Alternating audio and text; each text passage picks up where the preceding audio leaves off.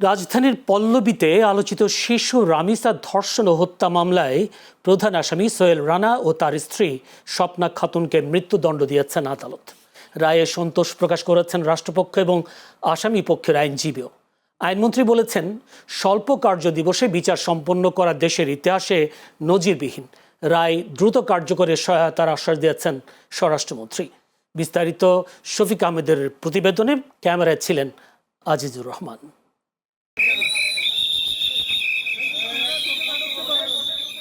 শেষ পর্যন্ত কথা রেখেছে রাষ্ট্র।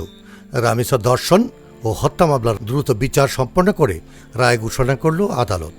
মামলার প্রধান আসামি সোহেল রানা ও স্বপ্না খাতুনকে মৃত্যুদণ্ড দিয়েছে ঢাকা মহানগর শিশু সহিংসতা দমন ট্রাইব্যুনালের বিচারক মাসুর সালিকিন। একই সঙ্গে সোহেল রানাকে ৫ লাখ এবং স্বপ্না খাতুনকে ২ লাখ টাকা জরিমানা করা হয়। রায়ে সন্তোষ প্রকাশ করেছেন আসামি এবং রাষ্ট্রপক্ষের আইনজীবী। স্বল্প সময়ের মধ্যে বিচার সম্পন্ন হওয়া বিচার ব্যবস্থার জন্য একটি ইতিবাচক দৃষ্টান্ত বলে অভিমত তাদের। যে অপরাধ সে করেছে সেই জন্য তাকে আদালত সর্বোচ্চ শাস্তি, তাকে মৃত্যুদণ্ড আদেশ প্রদান করেছেন। সাধারণভাবে ৫ কার্য দিবসে বললেও ভুল হবে না, সেই নিরিখে এটা একটি মাইলফলক হয়ে থাকবে এই ধরনের অপরাধ দমনের ক্ষেত্রে। মামলার রায় দ্রুত কার্যকরে সহায়তার আশ্বাস দিয়েছেন স্বরাষ্ট্রমন্ত্রী। আর আইনমন্ত্রী বললেন, স্বল্প সময়ের মধ্যে বিচার সম্পন্ন হওয়া দেশের ইতিহাসে নজিরবিহীন।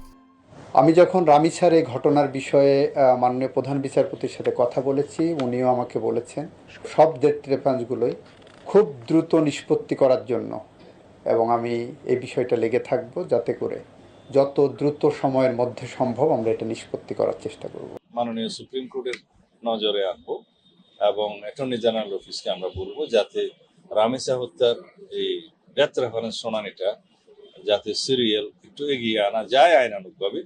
তাহলে পরে ডেথ রেফারেন্স শুনানির পরে যদি মৃত্যুদণ্ড বহাল থাকে তখন কার্যকর করা আর কোনো সময়ের বিলম্ব হবে না। এদিকে রায়ে সন্তোষ প্রকাশ করলেও মেয়েকে হারানোর শোক কাটছে না রামিসার পরিবার সহ স্বজনদের। অবশ্যই আমি আমার মেয়ের বিচারে দ্রুত রায় দেখতে চাই। গেল ১৯ মে রাজধানীর পল্লবীতে দ্বিতীয় শ্রেণীর শিক্ষার্থী রামিসাকে ধর্ষণের পর হত্যা করা হয়। ঘটনার পরদিন শিশুটির বাবা মামলা দায়ের করেন। তদন্ত শেষে ২৫ মে আদালতে অভিযোগপত্র জমা দেয় পুলিশ। মাত্র ১৯ দিনের মাথায় ঘোষিত হল আলোচিত এই মামলার রায়। Shafiq Ahmed, channel S, Dhaka.